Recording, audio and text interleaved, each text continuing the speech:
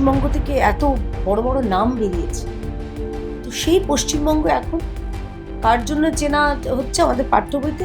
বেচারাম মান্না, ববি হাকিম, পার্থ চট্টোপাধ্যায়। মানে লজ্জা করছে আমার নাম বলতে। এই রাজ্যের আরো সাফল্য রয়েছে। এই রাজ্যে অ্যাসিড আক্রমণে এগিয়ে রয়েছে সাফল্য, নারী পাচারে সাফল্য, শিশু কন্যা পাচারে সাফল্য। আমি চেষ্টা করি এমনভাবে বলতে, তথ্য দিয়ে কথা বলতে। মানে অকারণ আমার মনে হয় এখন দর্শকরা না সুজাতা ভীষণ স্মার্ট।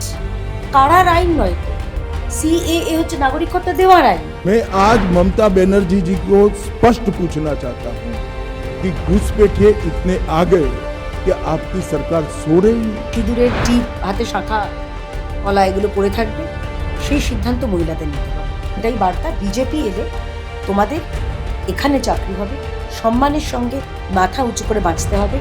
১,৫০০ টাকার যে নিষ্ঠুর পরিহাস তোমাদের সঙ্গে করা হচ্ছে। তুমি এক্সাম্পল দিয়ে দিয়ে বললে দুর্নীতি, রাজ্যের আইন শৃঙ্খলা, এই সমস্ত বিষয়গুলো আগামী দিনে বিজেপি যদি সরকারে আসে, সরকার গঠন করে, তাহলে তারা কিভাবে এটা সামলাবে বা কিভাবে হ্যান্ডেল করবে? রাতারাতি সম্ভব। মানে একটা এত দশক ধরে যে জগদ্দল পাথরের মতো মিসগভর্নেন্স এই রাজ্যে হয়ে আছে, সেটা যদি বলি হ্যাঁ রাতারাতি পাল্টে দেবো, মিথ্যে কথা, ভুল কথা, কিন্তু হবে।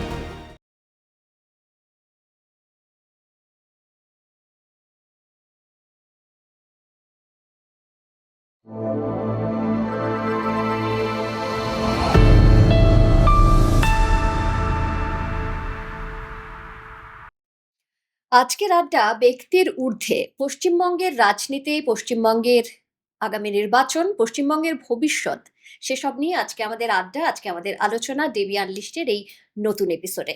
আর সেই আড্ডায় বা আলোচনায় আজকে আমাদের সঙ্গে যিনি রয়েছেন, তিনি আমার ভীষণ কাছের, পছন্দের এবং ভালো লাগার একজন মানুষ। এবং অ্যাজ আ মানে তার কথা বলা, তার বাচন, যে ভঙ্গি, তার বাচনে যে তীক্ষ্ণতা রয়েছে, সেটা আপনাদের খুব পছন্দের। আপনাদের ভীষণ কাছের একজন মানুষ, কেয়া ঘোষ। স্বাগত জানাই। নমস্কার দেবী আনলিস্টের সমস্ত দর্শককে, তোমাকে এবং যারা রয়েছেন এর পেছনে সবাইকে আমার আন্তরিক প্রীতি শুভেচ্ছা। একদম। তোমার কথা বলার তো মানে আমি তো প্রচন্ডভাবেই ফ্যান। কারণ আমি সবসময় বলি যে সাধারণত কি মিডিয়াতে যারা থাকে, তুমি এমন একটা প্রফেশনে ছিলে, সেখান থেকে এখন তুমি রাজনীতিতে এসছো। আমার মিডিয়ার কেরিয়ার শুরু, এটা তোমাকে আমি বহুবার বলেছি। ১ম যখন তোমাকে আমি খবর পড়তে দেখেছিলাম, এরকম হাতে একটা ফোল্ড করে পেপার নিতে এবং দাঁড়িয়ে খবর পড়তে। সে সময় ম্যাক্সিমাম বসে খবর পড়া হতো, কিন্তু তোমাদের সময় থেকে দাঁড়িয়ে খবর পড়ার একটা নিয়ম চালু হয়েছিল। তখন থেকে তোমার ফ্যান। তারপরে তোমার সঙ্গে বন্ধুত্ব, এবং তারপরে তুমি এখন রাজনীতিতে এত সুন্দর করে বলো, স্পেল বাউন্ড। আর বিরোধীদের তো জাস্ট যোগ্য জবাব। মানে আমার এটাতে তুমি আমার বয়সটা কিন্তু বলে দিচ্ছ এ বাবা! এটাতে। মানে ভেবেছিলাম একটু কচি সেজে থাকার একটা সুযোগ আছে, আচ্ছা। তুমি সেটা দিলে না। দেখো, হ্যাঁ নিশ্চয়ই রাজনীতিতে আসাটা স্বেচ্ছায়। আহ, তার আগে যে আমার সাংবাদিক হিসেবে যে পরিচয়, খবর পড়া, খবর করা, সেটার একটা থ্রিল তো ছিল হুম, নিশ্চয়ই। হুম। এবং অনেকে এখনো বলেন যে আপনাকে অমুক চ্যানেল, সেই চ্যানেলটি ঠিক। বহুল প্রচলিত, মানে যেখান থেকে আমার পরিচিতি হয়েছিল এবং মানুষ সেটাকে দেখে, না দেখলে পিছিয়ে পড়তে হয় হুম, হুম। বা সেই চ্যানেলটি এগিয়ে থাকে এরকম ধরনের। এবং ভালো লাগে যখন ধরো ওই চ্যানেলে আমি ইন্টারভিউ, মানে আমার দলের হয়ে আমি যখন প্রতিনিধিত্ব করতে যাই, তখন মোটামুটি সবাই আমার হয় সিনিয়র বা সমকক্ষ। ঠিক। তো এটা একটা অন্যরকম ভালো লাগা তো আছেই। আর তীক্ষ্ণতার কথা বলছো, সেটা বোধহয় আমার বাড়ির কর্তাকে জিজ্ঞেস করতে হবে। সেটা উনি ভালো বলবেন। আর দ্বিতীয় কথা হচ্ছে যে হ্যাঁ, আ আমি চেষ্টা করি এমনভাবে বলতে, তথ্য দিয়ে কথা বলতে। একদম। মানে অকারণ আমার মনে হয় এখন দর্শকরা না সুজাতা ভীষণ স্মার্ট, ভীষণ মানে বুদ্ধিমান বা বুদ্ধিমতী। তারা কিন্তু তোমাকে মানে তুমি যদি খালি চিৎকার করে বলো, তাতে হয় না। মানুষের রিমোট পাল্টাতে ১ সেকেন্ড লাগে না। চ্যানেল পাল্টাতে ১ সেকেন্ড লাগে না। তো আমি যদি তাকে তথ্য দিয়ে আমার যে দলের কথা, আদর্শ বা যে কারণে আমাকে দলে কাজটা দিয়েছে সেটা যদি আমি সম্পূর্ণ বা পরিপূরণ না করতে পারি, তাহলে তো আমার চ্যানেলে যাওয়ার প্রয়োজন নেই। একদম সেটা আছে। একদম। আর সেটা আরেকটা হয় যেটা সময়, অভিজ্ঞতা সবকিছু আর তার সঙ্গে তো তথ্য অফকোর্স মানে এটা আমরা আমাদের তো নিজস্ব একটা গ্রুপ থাকে বন্ধুদের গ্রুপ সেখানে আমরা নিজেরাও বলাবলি করি যে তুমি পড়াশুনোর দিক থেকে এত মানে যে কোনো কথাই বলো না কেন সে বন্ধুদের মধ্যে আড্ডার করতে গিয়েও যদি কোনো কথা হয় সেটাও ওই সাপোর্টিং একটা তথ্য থাকে সঙ্গে। তো এই রে। পড়াশোনার দিক থেকেও মানে এত পড়াশুনো করো যে মানে লোকে ভাবে বলার আগে যেটা বলবো ঠিক তার উত্তরটা কিন্তু রয়েছে কেয়ার কাছে এরকম একটা হ্যাঁ, বিষয় সেটা রয়েছে। সেটা মানে এটা যে কনসিয়াসলি করি তা নয়। এটা জানো তো মানে হয় ছোটবেলায় স্কুলেও ডিবেট করতাম হুম হুম প্রচন্ড। তো আমি জানি যে আমি যেটা বলবো আমার তার সঙ্গে corroborative ইনফরমেশন দিতে হবে। ঠিক আমি বলে দিলাম যে হ্যাঁ, আমার দল অমুক সময় বা আমার সরকার অমুক রাজ্যে এটা করেছে। এটা মুখে বললে হবে না। আমি যদি তার সঙ্গে একটু ধরো বললাম যে 2017 তে এটা হয়েছিল। তাহলে মানুষটা রিলেট করতে পারে। আর এখন তো ইন্টারনেটের জমানা। মানে ফোনটা ধরবে ১ সেকেন্ডে দেখে না গুগল থেকে দেখে নিতে পারবে। তো ভুল বা মিথ্যে তথ্য দিয়ে মানুষকে এখন মিসলিড করা যাবে না। বলে খুব দর্শকরা খুব চালাক, বুদ্ধিমান। একদম একদম তাই। আচ্ছা এবারে চলে আসি তোমার দলের কথায় কারণ যেহেতু নির্বাচন আসন্ন এবং আহ, এবারের নির্বাচন নিয়ে কিন্তু অনেক মানুষ অনেক রকম আশা করছেন অনেক মানুষ চাইছেন পরিবর্তন আসুক তারা অপেক্ষায় রয়েছেন কিছু একটা পরিবর্তন দেখবেন আবার অনেকের ভিন্ন মত রয়েছে আমরা সেদিকে যাচ্ছি না যেহেতু তুমি রয়েছো প্রথমেই যেটা জানতে চাইবো যে আসন্ন নির্বাচনে বিজেপির মূল ভিশন কি রয়েছে। আহ যদি এক কথায় বলতে চাই, বিজেপির মূল ভিশন হুম পশ্চিমবঙ্গে আ ১ম কারণটা একটু ইমোশনাল, হুম সংবেদনশীল এবং ২য় কারণটা ব্যবহারিক। আগে সংবেদনশীল কারণটা বলি। দেখো বিজেপির ওপরে অন্তত পশ্চিমবঙ্গে একটা তকমা পড়ে গেছিল যে এটা হচ্ছে বহিরাগতের দল, হুম রাজ্য সরকার বলে। মেরোদের দল আগে শুনতে হতো। তো তাদেরকে বলতে চাই আমরাও আছি। Present sir. এক। আচ্ছা ২য় ব্যাপার যেটা ইম্পোর্টেন্ট এই দলের ভিত্তিপ্রস্তর স্থাপন করেছিলেন এক বাঙালি, যিনি ভারত কেশরী। তার বাবাকে বলা হতো বাংলার বাঘ। আশুতোষ মুখোপাধ্যায়ের ছেলে ডক্টর শ্যামাপ্রসাদ মুখোপাধ্যায় যে দলের ভিত্তিপ্রস্তর স্থাপন করেছে সে দল কেন্দ্রে ৩ বারের সরকারে রয়েছে। অন্ততপক্ষে ২২টা রাজ্যে আমাদের সরকার চলছে। কিন্তু পশ্চিমবঙ্গে এখনো আমরা সরকার গঠন করতে পারিনি। এটা আমাদের প্রত্যেকের কাছে বাঙালিদের কাছে একটা দুঃখের জায়গা। এটা হচ্ছে সংবেদনের জায়গাটা বা ইমোশনাল জায়গাটা। আর ব্যবহারিক জায়গাটা হচ্ছে পশ্চিমবঙ্গে কংগ্রেসের শাসন দেখেছে পশ্চিমবঙ্গের মানুষ।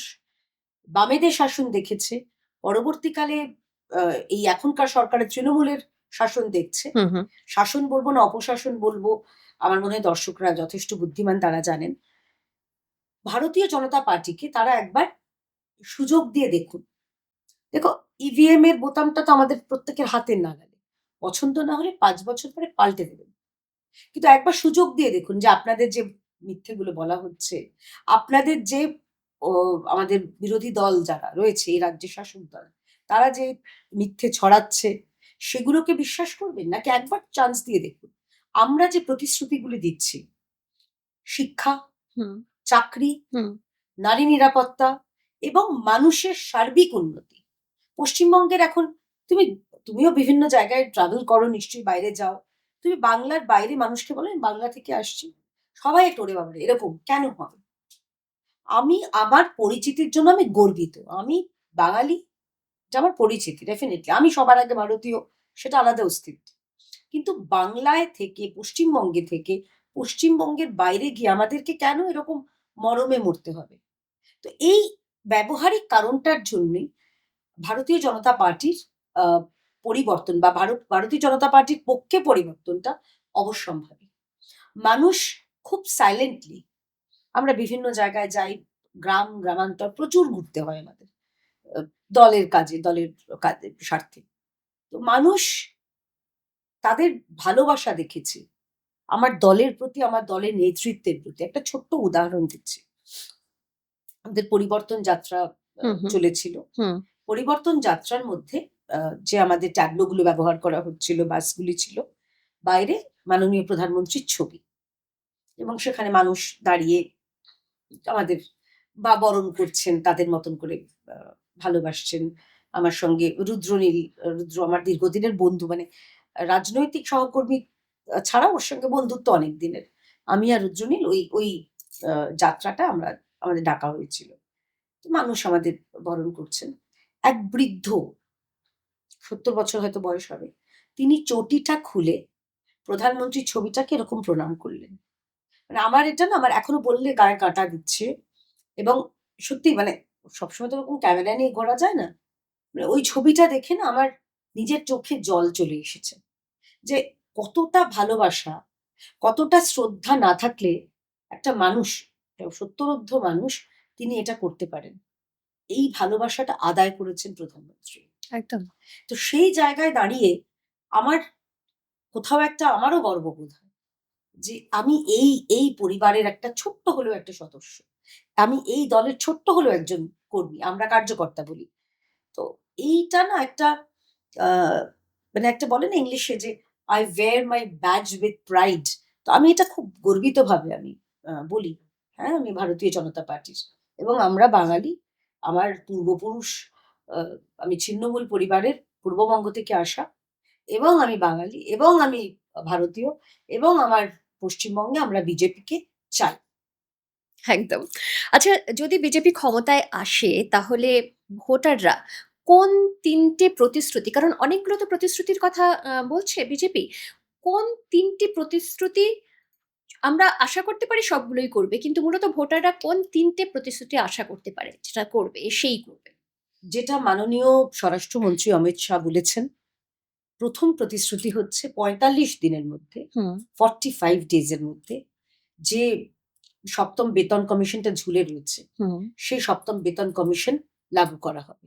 আচ্ছা। এতে লক্ষ লক্ষ সরকারি কর্মচারী, যাদেরকে ভাওতা দেওয়া হয়েছে, যাদেরকে কখনো ডিএর জন্য কুকুরের সঙ্গে তুলনা করা হয়েছে, কখনো তাদের ডি আটকানোর জন্য সুপ্রিম কোর্ট পর্যন্ত যাওয়া হয়েছে, তোমার আমার করের টাকায়, ট্যাক্সের টাকায়, শুধুমাত্র কি না, যারা আপনার জন্য কাজ করছে তাদেরকে আমি টাকা দেব না, তাদের যেটা সম্মান, যেটা তাদের পাওনা, যেটা তাদের অধিকার দেব না, সেটা আটকাতে মানে বদ্ধপরিকর তৃণমূল, আর অন্যদিকে আমরা দিতে বদ্ধপরিকর। এক, কাঁটাতারের একটা সমস্যা, তুমি হুম। স্বীকার করো বা না করো, একদম। কলকাতায়, কলকাতার উপকণ্ঠ ডেমোগ্রাফি পাল্টাচ্ছে। কলকাতার বাইরে, বিশেষ করে ধরো তুমি যদি দক্ষিণ ২৪ পরগনা বা উত্তর ২৪ পরগনার বর্ডার এরিয়ায় যাও, হুম, হুম। তোমার মাঝে মধ্যে ভয় করবে যে আমি পশ্চিমবঙ্গে আছি নাকি বাংলাদেশে আছি। তো এই কাঁটাতার, যেটা বারে বারে কেন্দ্রীয় সরকার চেয়েছে যে আমাদের জমি দাও, টাকাও পর্যন্ত দেওয়া হয়েছিল। ১৮১ কোটি টাকা দেওয়া হয়েছে। সরকার সেই টাকাটা মেরে দিয়েছে। কিন্তু জমি দেওয়া হয়নি। 6 मई को भारतीय जनता पार्टी की सरकार बनेगी और 45 दिन में सभी भूमि बाढ़ के लिए जो उपलब्ध कराना है वो भारत सरकार को बंगाल की भारतीय जनता पार्टी की सरकार उपलब्ध करा देगी। এবং যত শূন্য পদ রয়েছে, প্রায় পশ্চিমবঙ্গে খুব ভুল না করলে ৪ লক্ষ বা ১৪ লক্ষ শূন্য পদ রয়েছে সরকারি পদে। সমস্ত ভর্তি করা হবে। তুমি আমাকে ৩ টে অপশন দিয়েছো, আমি আরো একদম। ২ টো অপশন ওকে। একটু তোমার কাছ থেকে সময় নিয়ে বলছি। চতুর্থ হচ্ছে যে যারা, ধরো আমরা জানি ২৬,০০০ স্কুল টিচার বা যারা চাকরি করতেন তারা রাস্তায়। কিন্তু যারা পরীক্ষা দিয়েছিলেন, যারা এই চোরেদের কারণে, দুর্নীতির কারণে যারা রাস্তায় রয়েছেন, তাদের পরীক্ষাতে পর্যন্ত তাদের যে হুম, হুম। ডাকা হয়নি, তাদের তো বয়সটা চলে যাচ্ছে। একদম। তাদের ক্ষেত্রে আমাদের মাননীয় স্বরাষ্ট্রমন্ত্রী অত্যন্ত বড় একটা ঘোষণা করেছেন যে ৫ বছরের বয়সের ক্ষেত্রে রিল্যাক্সেশন দেওয়া হবে। হুম। অর্থাৎ সরকারি চাকরির পশ্চিমবঙ্গের ক্ষেত্রে আমরা জানি ৩৫ বছর হচ্ছে বয়স সীমা, সেটাকে বাড়িয়ে ৪০ বছর করা হবে। মানে যারা নতুন করে, তারা নতুন উদ্যমে চাকরির জন্য পরীক্ষা দিতে পারবেন, হুম, হুম। তারা অগ্রাধিকার পাবেন। এবং আরো একটা যেটা পয়েন্ট, মেয়েদের জন্য, তুমি হয়তো পরে আমি শিওর জিজ্ঞেস করবে যে আমরা, মমতা ব্যানার্জি ১,৫০০ টাকা দিচ্ছেন। আমাদের যদিও এখনো, আমি জানি না, তুমি যখন ইন্টারভিউ, তখন আমাদের সংকল্পপত্র হয়তো প্রকাশিত হয়ে যাবে। আমাদের দাবি হচ্ছে বা আমাদের প্রতিজ্ঞা হচ্ছে অন্তত ৩,০০০ মহিলাদের জন্য তারও বেশি হতে পারে, কম নয়। এবং সব থেকে বড়, দেখো তুমি ভাতা দিয়ে মানুষকে তুমি মানে কি বলবো স্যাটিসফাই করতে পারবে না। তার সঙ্গে ভাতেরও সংস্থান করতে হবে। ঠিক। তো আমাদের যেটা প্রতিশ্রুতি, আমরা ভাতও দেব, ভাতাও দেব। ভাতটা কিরকম, মাননীয় প্রধানমন্ত্রী বরাবর বলেন আত্মনির্ভর। আমাদের অনেকেরই অনেকে একটু ব্যঙ্গ করেন, অনেকে এ করেন। আত্মনির্ভর নিজের পায়ে দাঁড়ানো, এর থেকে ভালো জিনিস কি আছে? প্রধানমন্ত্রী অন্যান্য রাজ্যে মানে প্রচুর প্রকল্প আছে। লাখপতি দিদি, অর্থাৎ একজন মহিলা বছরে ১,০০,০০০ টাকা রোজগার করবেন। সেটা তোমার ধরো ৭-৮ হাজার টাকা মাসিক হবে। হুম, হুম, তো তুমি ৩,০০০ টাকা বা ১,৫০০ টাকা যাই বলো না কেন, হুম, সেটার সঙ্গে তুমি যদি আরো একটা তোমার নিজের রোজগার, নিজে কাজ করে যদি তুমি সেটা রোজগার করো, হুম, হুম, তবে সেটার গুরুত্ব অপরিসীম। একদম। তো প্রতিশ্রুতি অনেকগুলি আছে। আমি তোমাকে প্রথম ৪-৫টা প্রতিশ্রুতি দিলাম, যেটা পশ্চিমবঙ্গের যুবকদের জন্য, পশ্চিমবঙ্গের মহিলাদের জন্য এবং ভবিষ্যৎ প্রজন্মের জন্য যেটা কাজে লাগবে। আচ্ছা, এই যে ধরো এই আগামী ৫ বছরে কি হবে, কি হতে চলেছে তার নির্ধারণ আর দিন কয়েকের মধ্যেই হবে, আমরা জানতে পারব। কিন্তু আমরা যদি বিগত বেশ কয়েক বছরের দিকে তাকাই, সেখানে আ আমরা এই সরকার যে কাজ করেছে বা যে কাজ করেনি সেটা নিয়ে অনেক দ্বিমত রয়েছে, সমালোচনা রয়েছে, আলোচনা ঠিক। রয়েছে। তোমরা এই সরকারের কি ব্যর্থতাগুলো সবথেকে বেশি দেখতে পেয়েছো? নাকি সবটাই ব্যর্থতা দেখতে পেয়েছো? এটা তুমি এমন জিজ্ঞেস করলে, তুমি যদি এর থেকে আমাকে একটা খড়ের গাদায় যদি বলতে একটা ছুঁচ খুঁজে বার করো, তাহলেও আমি পারতাম। কিন্তু তুমি আমাকে বলছো এই সরকারের সাফল্য। না, এত কঠিন প্রশ্ন কেন করছো তুমি? আমি তো বুঝতে পারছি না। প্রথম কথা, আমি সাফল্য বলছি, হ্যাঁ, সাফল্য প্রচুর। কিরকম সাফল্য? একটা মেয়ে ধর্ষিতা হয়েছে। ৪ দিন ধরে তার সেই ধর্ষণের, তার খুনের তথ্য প্রমাণ লোপাট হয়েছে। এটা হচ্ছে সরকারের সাফল্য। মানে ক্রিমিনাল মাইন্ডের সাফল্য। তুমি একজন সরকারি চাকরি করো, স্কুলে পড়াও, তোমার সম্মান, নাম প্রচুর আছে। বাচ্চারা সকালবেলায় এসে good morning miss, good morning madam এসব বলে। ঘুমোতে গেলে সকালে উঠে দেখলে চাকরিটা নেই, ভ্যানিশ। পিসি সরকারের ম্যাজিক ফেল হয়ে যাবে এর সামনে। এটা সাফল্য। আমরা দেখলাম এটা এমন একটা রাজ্য, চোরকে বাঁচাতে রাজ্যের সরকার, যাতে তাকে দিল্লিতে না নিয়ে যাওয়া হয়, যাতে তাকে জিজ্ঞাসাবাদের জন্য না নিয়ে যাওয়া হয়, একটা মিথ্যে মামলা করে, যার বিরুদ্ধে এত মামলা, সত্যি মামলা, সেগুলোতে পাত্তা না দেওয়া, মিথ্যে মামলা করে তাকে পশ্চিমবঙ্গের একটা লক আপ, প্রথমে তারপরে জেলে ভর্তি করা। কি না, আমার সাধের কেসটা, মাথায় তো বেচারির অক্সিজেন কম যায়। এটা তো সাফল্য। এই রাজ্যের আরো সাফল্য রয়েছে। এই রাজ্যে অ্যাসিড আক্রমণে এগিয়ে রয়েছে, সাফল্য। নারী পাচারে সাফল্য। শিশু শিশু কন্যা পাচারে সাফল্য। এবং এই রাজ্যের পুলিশের ভূমিকা কম পালন করে কোথাও খিচুড়ি বিতরণ করছে, কোথাও মঞ্চে উঠে পাগলু ডান্সের সামিল হচ্ছে, কোথাও তৃণমূলের হয়ে ভাষণ করছে, কোথাও ফোনে বিরোধীদের ধমকাচ্ছে, চমকাচ্ছে। তপন কান্দু আমাদের দলের ছিলেন না, তিনি তিনি অন্য একটি রাজনৈতিক দলের ছিলেন। তিনি জেতার পরে তাকে ফোন করে বলা হয়েছে, তুই দল বদল করে চলে আয়। পুলিশই করেছে, এটাও সাফল্য। পুলিশ মন্ত্রীর সাফল্য। এবং এর সঙ্গে আরো কিছু সাফল্য আছে। গরু, কয়লা, সোনা, বালি পাচার, আমি আমদানি বলছি না, এই রাজ্য থেকে সব গেছে। এগুলো সাফল্য। মানে তুমি এত সাফল্যের কথা, আমার মনে হয় মমতা ব্যানার্জি নিজেও বোধহয় জানেন না যে ওনার সরকারের এত সাফল্য। এগুলো তো সাফল্যই বলবো আমরা। মানে বোমায় এগিয়ে বাংলা। পশ্চিমবঙ্গে ৩-৪ দিন আগে বিপুল পরিমাণের জেলেটিন স্টিক উদ্ধার হচ্ছে। তারও আগে প্রায়, খুব ভুল না করে ৬,৮০০ কেজি জেলেটিন স্টিক ৩ বছর আগের একটা ঘটনা বলছি, উদ্ধার হয়েছে। এবং সেই উদ্ধার হয়েছে যিনি, যার মানে ওই মানে কি বলবো প্রাতঃস্মরণীয় ব্যক্তি, তিনি চাকরি করেন বিকাশ ভবনে, পশ্চিমবঙ্গ সরকারের একটা জায়গায় চাকরি করেন। সে ওই জিলেটিন স্টিকের মানে পাচারের মাস্টার মাইন্ড। এটা তো সাফল্য। আচ্ছা, আরো সাফল্য আছে। বিপ বিপ করা পুলিশকে, পুলিশের স্ত্রীকে, তার মৃতা মাকে ধর্ষণের একদম মানে কথা বলা, এটাও সাফল্য। এবং তারপরে তার প্রমোশন, পুলিশের নয়, ওই যে জোরটা বলেছে, যে বিপটা বলেছে, সেই কেষ্টমণ্ডলের প্রমোশন, এটাও সাফল্য। এটাও সাফল্য যে আমরা দেখেছি আলু বালু কালু লালু, মানে চাল চোর ত্রিপল চোরদের কিভাবে তাদেরকে প্রমোশন দেওয়া হচ্ছে, এটাও সাফল্য। মানে সাফল্য গুনতে গেলে বোধহয় আজকের পুরো দিনটা চলে যাবে, তাই তো? হ্যাঁ, আমি সেটাই তো বলতে জাস্ট চাইছো? ট্রেলারটা করলে বললাম, তো আমি তো ফিল্মটা এখনো তোমাকে বলিনি। অনেক Okay. লম্বা তালিকা, তালিকা লম্বা। এবং এই জায়গায় আমরা যে কারণে তোমাকে বলছি, দেখো প্রতিটা সরকার আসে একটা অ্যান্টি ইনকামবেন্সির ওপরে। 2011 তো মমতা এসেছিলেন হুম। অ্যান্টি ইনকামবেন্সির ওপরে ভর করে।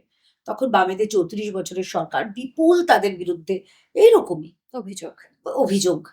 আহ, তাদের কোথাও বেশিরভাগ গুন্ডাগিরি, ভোট লুট, বুথ জ্যাম, এগুলো বিভিন্ন সময় আমরা দেখেছি।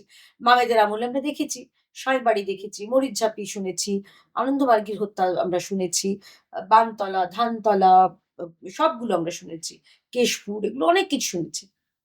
কিন্তু ওই একটা ইংরেজিতে কথা আছে, প্যান টু ফায়ার, মানে ও হরি, মানে কাকে সরিয়ে কাকে আনা হলো।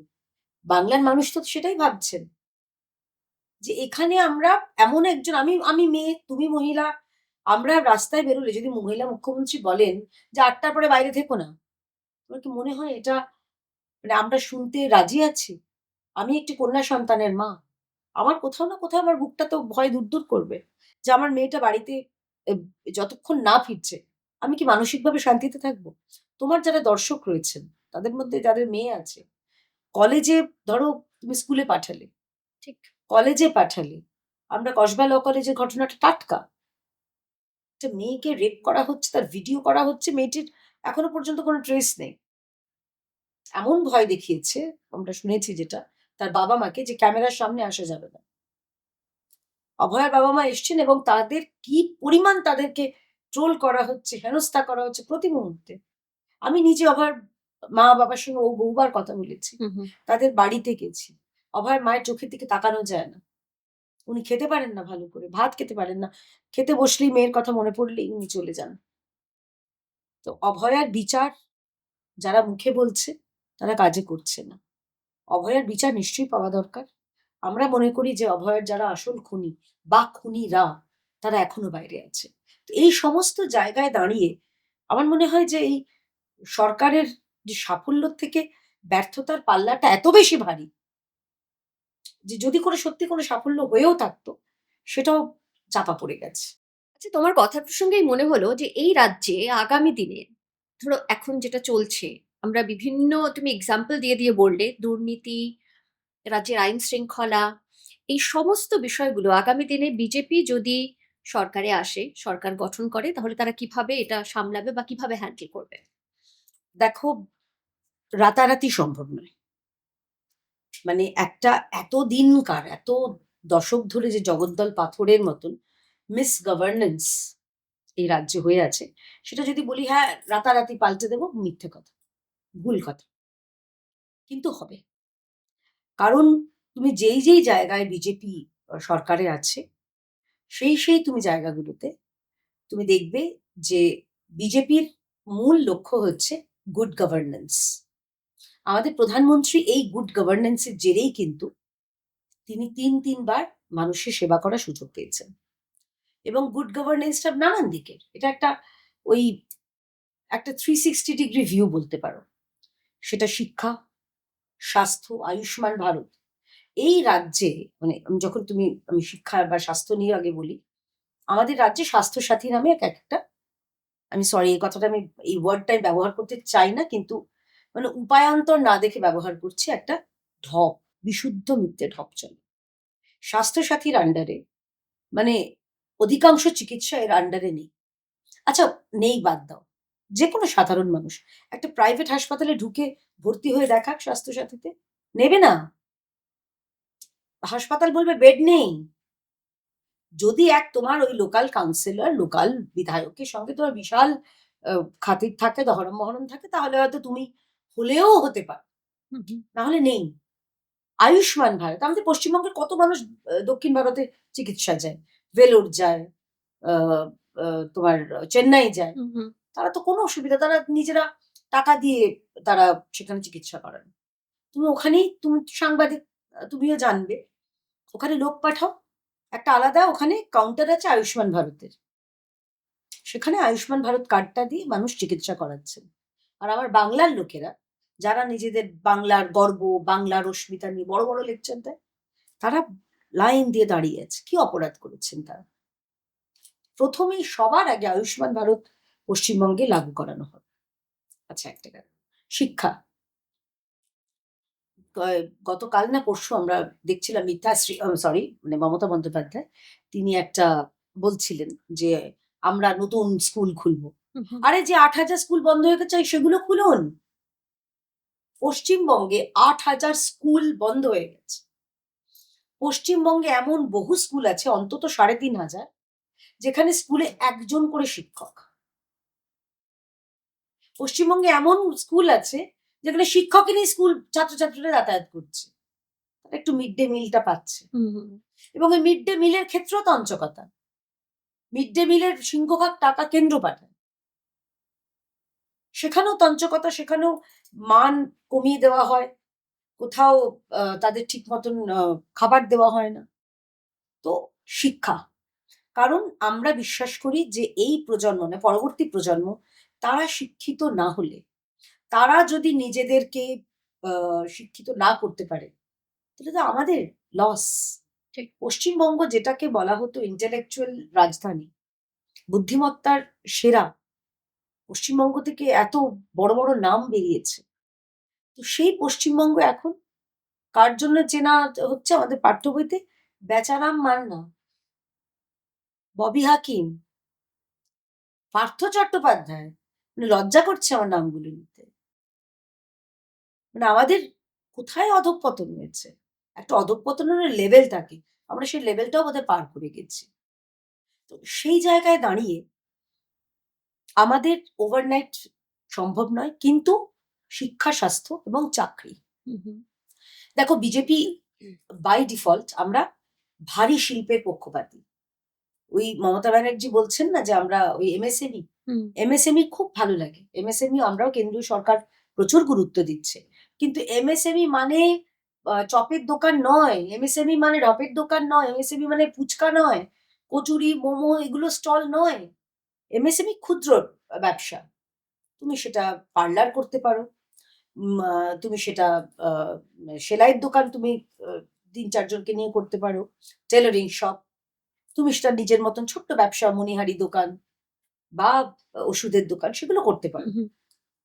কিন্তু মমতা ব্যানার্জি কি করছেন, ধরো তুমি জানো না, মানে তুমি বলতে এখানে তুমি নও, এটা তোমার একটা ছোট্ট দোকান বা তুমি একটা চা বিক্রেতা, সেটাও বলছে এমএসএমই। এখানে মমতা ব্যানার্জি বিন্দু মাত্র ক্রেডিট নেই।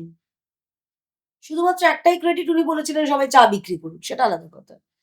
তো আমার ওনারও মনে হয়েছে কোথাও একটা যে দেখো, চা বিক্রেতা তো তিনি তো দেশের প্রধানমন্ত্রী হয়েছেন, এবার উনি যদি চা চা চা বলে যদি কাছাকাছি পৌঁছতে পারেন, যাই হোক। আমি আবার, উনি চা বলছেন, আমি বলছি কোথায় চাঁদ আর কোথায় চাঁদবালা, সেটা আলাদা কথা।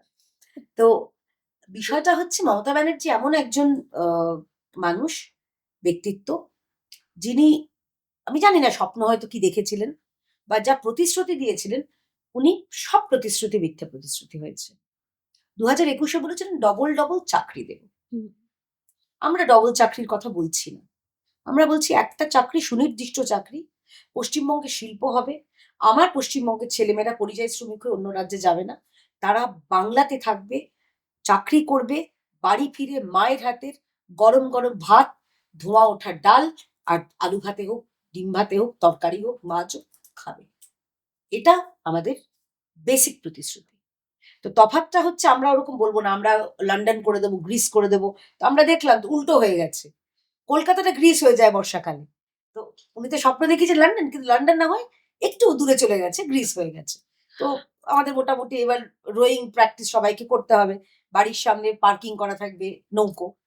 তো সেই অবস্থার দিকে যাচ্ছে। তো এত অসাধারণ আমাদের এখানকার উন্নয়ন হয়েছে। তো এই প্রতিশ্রুতি ধীরে ধীরে হবে, কিন্তু হবে। স্মার্ট সিটি, অনেকগুলো আমাদের পশ্চিমবঙ্গে কথা হয়েছে, রাজ্য সরকার সহযোগিতা করেন। আচ্ছা, তুমি এটা বলো, বিমানবন্দর, কলকাতা বিমানবন্দরের উপর যা পরিমাণ চাপ পড়ে, আমাদের কখন কোথাও বাইরে যেতে পারে, দাঁড়িয়ে থাকতে হবে, অন্য বিমানে উঠতে। আরেকটা অন্ডালটাকে করা হয়েছে, আমরা আরেকটা উত্তরবঙ্গে চাচ্ছি, জমি দেবে না। এই বিমানবন্দর সম্প্রসারণের জন্য কতদিন আটকে রয়েছে। চিংড়ি ঘাটার একটা ওই 380 মিটারের একটা প্ল্যাঙ্ক, মেট্রো রেল বলছে যে এখানে আপনি 2টো রাত, দিনও নয় 2টো রাত ট্রাফিকটা বন্ধ রাখুন, যাতে আমরা কাজটা জাস্ট ওই প্ল্যানটা আমরা করে দিতে পারি, কানেক্ট যাতে করতে। একদম গড়িয়া থেকে এয়ারপোর্ট, হুম। একদম দক্ষিণ প্রান্ত থেকে একদম উত্তরের এন্ড শেষ পর্যন্ত দেবে না। সেটা না দেওয়ার জন্য কোর্টে চলে গেছিল, এবার কোর্ট কালকে থাপ্পড় মেরেছে, এবার দিতে হবে। মানে প্রতিটা কথার জন্য আমি যদি ধরো আমি তোমার সাথে তোমার এখানে আসছি, আমাকে কোর্টে যেতে হবে না, কি না যেতে দেবো না, এটা এরকমই হচ্ছে এখন পশ্চিমবঙ্গে, মামার বাড়ির আবদার চলছে। কথা প্রসঙ্গে বলছিলে যে যুবকদের বেকারত্ব, সেটা তো একটা বড় সমস্যা এই রাজ্যের ঠিক। ক্ষেত্রে।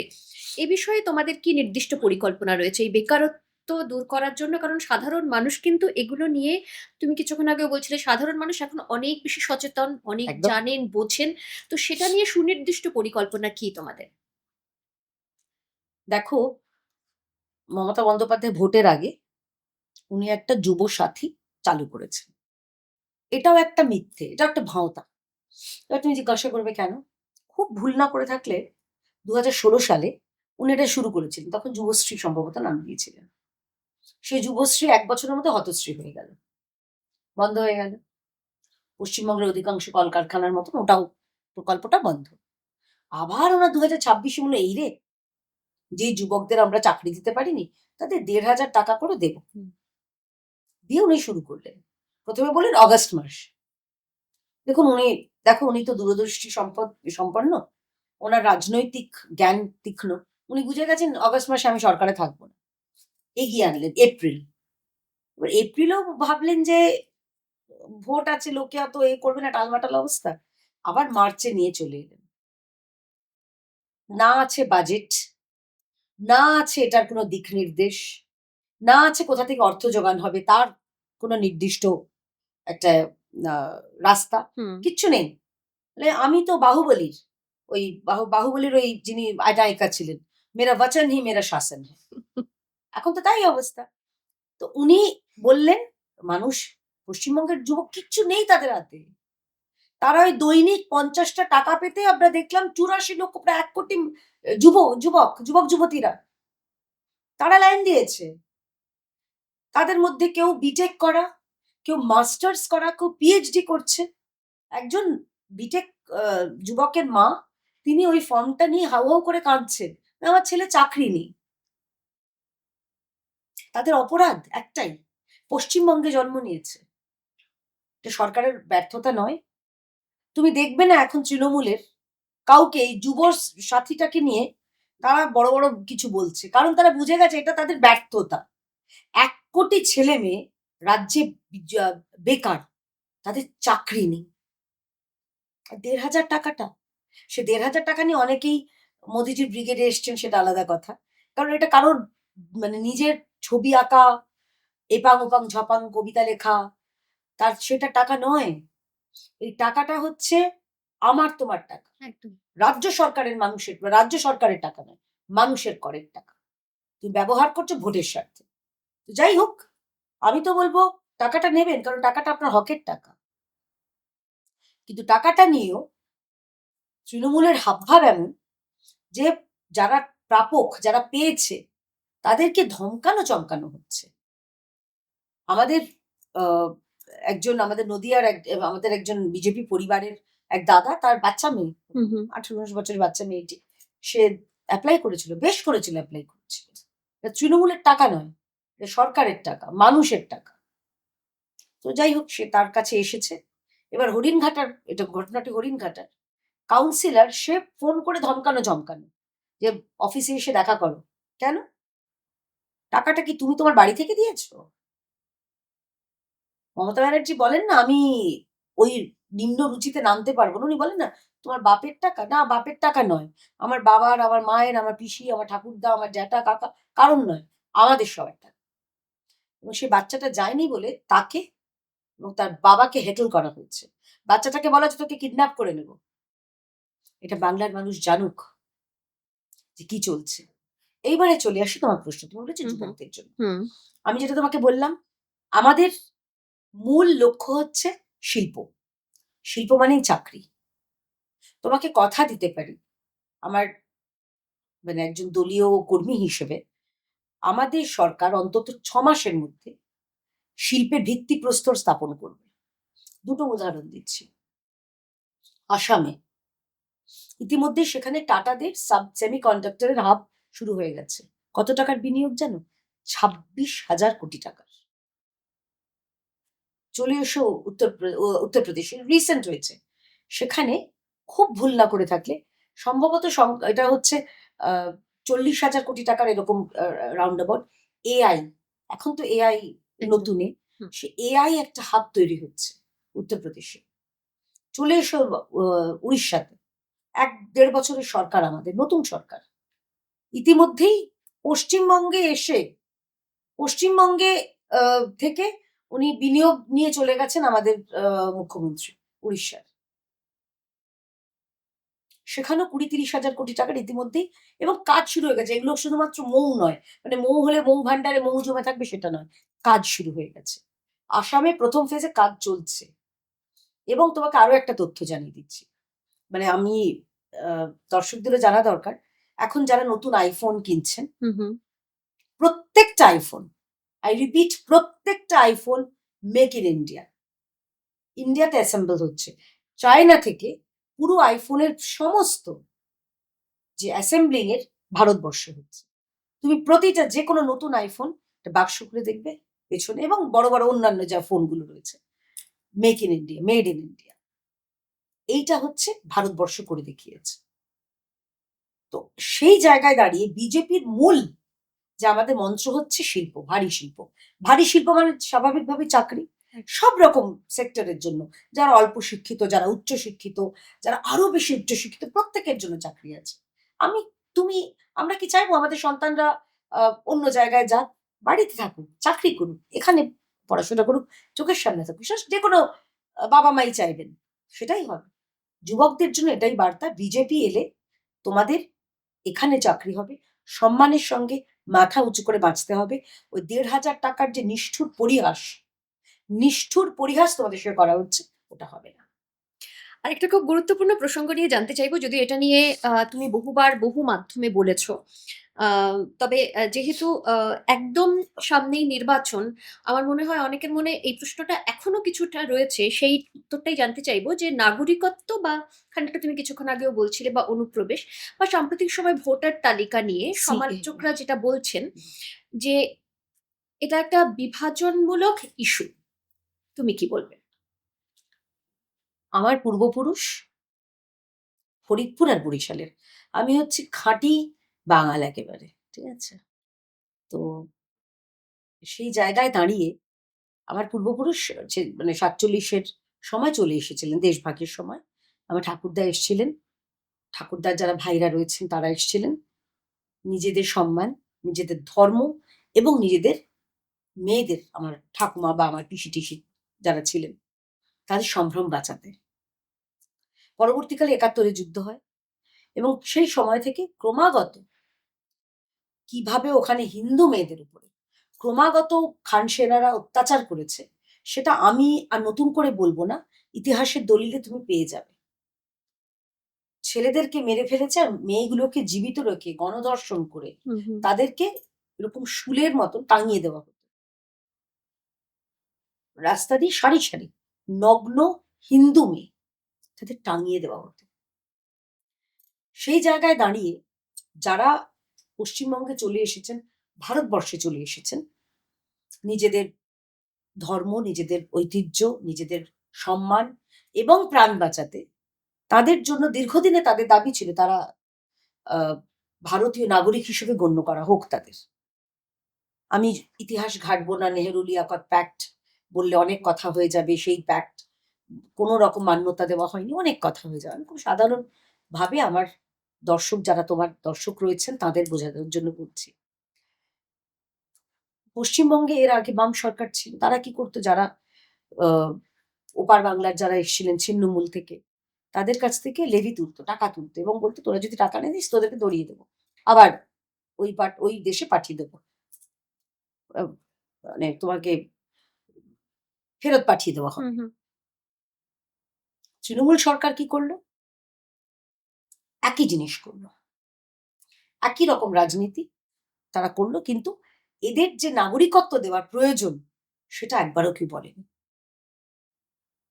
আমরা আসার পরে মাননীয় প্রধানমন্ত্রী শুরু থেকেই বলেছিলেন যে যারা ওপার বাংলার, যারা পাকিস্তানের, পাকিস্তান, আফগানিস্তান, বাংলাদেশের যারা সেখানকার সংখ্যালঘু, অর্থাৎ সেটা হিন্দু, খ্রিস্টান, বৌদ্ধ, জৈন বা অন্যান্য যারা আহ, সেখানকার সংখ্যালঘু, তারা পশ্চিমবঙ্গে সিএএ এর মারফতে নাগরিকত্ব পাবে। হলো সিএএ আইন নিয়ে আমরা কি দেখলাম? মমতা ব্যানার্জি ক্রমাগত মানুষকে ভুল বোঝালেন এবং একটা সংখ্যক মানুষকে কি বললেন যে সিএ হলে তোমাদের নাগরিকত্ব চলে যাবে। মানে আমি কেন মিথ্যাশ্রী বললাম তোমাকে তখন ওনার সম্পর্কে, সিএ নাগরিকত্ব কারার আইন নয় তো, সিএএ হচ্ছে নাগরিকত্ব দেওয়ার আইন। হুম আচ্ছা, এটা একটা হলো। দুদিন ধরে পশ্চিমবঙ্গ জ্বললো, যে মুখ্যমন্ত্রী বা তার যুবরাজ ভাইপো সরকারি সম্পত্তি ভাঙচুর নিয়ে বলেন মাথা লক্ষ্য করে এখানে গুলি করব যারা করেছে, কই তাদেরকে কিছু করলেন না তো? যারা দুদিন ধরে পশ্চিমবঙ্গকে জ্বালিয়েছিল, মুর্শিদাবাদ জ্বলেছিল, মালদা জ্বলেছিল, বিস্তীর্ণ উত্তর 24 পরগনা, দক্ষিণ 24 পরগনা ভয়াবহ অবস্থা ছিল, কিছু করলেন না তো? না, দুধেল গায়ে ভোট ব্যাংক। সেইখানে দাঁড়িয়ে সিএএ যে নাগরিকত্ব দেওয়ার আইন, কেড়ে নেওয়ার আইন না, বুঝতে পারে। এবার এলো মমতা ব্যানার্জির সেকেন্ড ফেজ কি, যখন এই নির্বাচনের আগে আমরা যখন ভোটার লিস্টের পরিশুদ্ধিকরণ হবে, এসআইআর হবে, সেই সময় উনি বললেন ইচ্ছাকৃতভাবে কিছু সাধারণ মানুষ, তো সাধারণ মানুষ তারা তো ভাবতেও পারে না যে এরকম মিথ্যাশ্রীর একটা সরকার চলছে, নির্মমতার সরকার চলছে। উনি কি বললেন যে সিএ অ্যাপ্লাই করো না, তোমাদের কিন্তু ভোটার তালিকা থেকে বা যা যা সরকারি সুবিধা পাচ্ছে সেগুলো থেকে সব নাম বাদ হয়ে যাবে। সেটাও এনশিওর করেছে মাননীয় সুপ্রিম কোর্ট, বলেছে যারা সিএ অ্যাপ্লাই করেছেন এবং যারা সামাজিক সুবিধা পাচ্ছেন একটাও তোমাদের বাতিল হবে না, বাদ যাবে না। দ্বিতীয়, আচ্ছা তৃতীয় কি হলো, এখন যারা অ্যাপিল করছে তাদের তাদের জন্য কেন্দ্রীয় সরকার, এই আমি 3-4 দিন আগেকার কথাই বলছি, যে ট্রাইব্যুনালটা হচ্ছে, কারণ তোমার কিছু তথ্য লাগবে, কিছু কাগজপত্র লাগবে, খুব ত্বরান্বিত করা হচ্ছে যাতে যারা সিএ এর মাধ্যমে নাগরিকত্ব পাচ্ছে তারা যাতে ভোটার তালিকা তাদের নাম থাকবে এবং থাকবেই। এটা বিজেপির প্রতিশ্রুতি, মাননীয় প্রধানমন্ত্রীর প্রতিশ্রুতি, মাননীয় স্বরাষ্ট্রমন্ত্রীর প্রতিশ্রুতি। কোনো মতুয়া, কোনো রকম যারা ওপার বাংলার, আমি পশ্চিমবঙ্গের মানুষ, আমি পশ্চিমবঙ্গের কথাই বলবো, আমি বাংলাদেশের সঙ্গে আমার না হোক আমার ঠাকুরদার বা আমার পরিবারের আত্মিক যোগাযোগ, নারীর টান, ওখানকার যারা এসছেন, ওখানকার যারা সংখ্যালঘু হিন্দু, তাদের কারোর নাগরিকত্ব বাতিল হবে না, তারা তোমার আমার মতন পশ্চিমবঙ্গের নাগরিক। এই বিষয়ে একদম সুস্পষ্টভাবে আমি নয়, কেন্দ্রীয় মন্ত্রিসভা অনুমোদন দিয়েছে। তাই যে যা পারে বলুক, যে যা করে করুক, যারা ওপার বাংলা থেকে এসছেন তারা আমার সহনাগরিক। ইতিমধ্যেই তো প্রচার শুরু করে দিয়েছো। এই মুহূর্তে দাঁড়িয়ে যখন প্রচার করছো, বাংলার ভোটারদের মুড কেমন দেখতে পাচ্ছ? বাংলার ভোটার আসন্ন পরিবর্তনের জন্য তারা একেবারে প্রস্তুত। বিজেপি জিতে গেছে, এখন ওই জেতার উপর শিলমোহর পড়াটা শুধুমাত্র সময়ের অপেক্ষা। মানে এটা ভেবো না আমি বলছি আমি রাজনীতি করি বা একটা রাজনৈতিক দলের প্রতিনিধি বলে। তুমি রাস্তাঘাটে বেরোলে বুঝতেই পারবে যে মানুষ পরিবর্তন চাইছেন। যেরকম ডুবন্ত মানুষ হাঁকুপাঁকু করে বাঁচার জন্য, পশ্চিমবঙ্গের ডুবন্ত যারা পশ্চিমবঙ্গবাসী তারা হাঁকুপাঁকু করছে নতুন দিনের জন্য, এবং সেই নতুন দিনের স্বপ্ন, এবং সেই স্বপ্নকে বাস্তবায়িত একমাত্র এবং একমাত্র নরেন্দ্র মোদীর নেতৃত্বাধীন ভারতীয় জনতা পার্টি করতে পারে। মানে এদিক থেকে তুমি এবং তোমার দল ভীষণ আশাবাদী যে এবারে পরিবর্তনটা হচ্ছে। আশাবাদী না, মানে আমি ওভার কনফিডেন্ট আমি শোনাতে চাই না, এটা বাস্তবের উপর দাঁড়িয়েই বলছি। আমরা বিভিন্ন জায়গায় ঘুরি, বিভিন্ন মানুষের কাছে যাই। আমাকে তুমি একটা কথা বলো, আমাদের নিজেদের অস্তিত্ব, তোমাকে কিছুক্ষণ আগেই বলছিলাম না ডেমোগ্রাফি পাল্টাচ্ছে। তো মালদা মুর্শিদাবাদে যেটা দেখেছিলাম, মুর্শিদাবাদের সে হরগোবিন্দ দাস, চন্দন দাস, তারা তো আমাদের দল করতেন না, অন্তত তাদের দল দাবি করেছিল, বামেরা দাবি করেছিল তাদের দলের কর্মী। তো তাদের মরতে হয়েছিল কেন জানো? তারা মূর্তি তৈরি করতেন বলে, মায়ের মূর্তি, দেবী মূর্তি তৈরি করতেন বলে তাদেরকে মরতে হয়েছিল। এবং যারা মেরেছিল তারা দাঁড়িয়ে অপেক্ষা করছিল যতক্ষণ পর্যন্ত ওদের প্রাণটা না বেরোয়। সেই ভিডিও আমার মনে হয় সমাজ মাধ্যমে ভাইরাল হয়েছিল, সবার কাছে এসেছিল, দেখতে পাইনি, মানে দেখা যায় না। তো পশ্চিমবঙ্গে এই ঘটনা ঘটেছিল, শামসেরগঞ্জ ধুলিয়ানে। এটা ফ্যাক্ট। জনপ্রতিনিধি, নির্বাচিত জনপ্রতিনিধি হিন্দুদের বাড়িতে গিয়ে গিয়ে এক্স দাগ দিয়ে এসেছিল। হিন্দুদের বাড়ি, এদের বাড়িগুলো পোড়াও, এদের বাড়ি লুট করো। এবং যেগুলো নিজে মহিলা হিসেবে বলতে খারাপ লাগছে সুজাতা, মহিলাদের বিবস্ত্র করে তাদের জামা কাপড় পুড়িয়ে দেওয়া হয়েছিল যাতে তারা পরে জামা কাপড় না পরতে পারে। এই পশ্চিমবঙ্গ আমরা চাই? নাকি আমরা চাই এমন একটা পশ্চিমবঙ্গ সবাই থাকবে, ধর্ম নির্বিশেষে, জাতি ধর্ম নির্বিশেষে থাকবে, তুমি তোমার মতন ঈশ্বরকে উপাসনা করবে, ক উপাসনা করবে, খ মসজিদে যাবে, যাক না, কোনো অসুবিধা নেই, গ গির্জায় যাবে।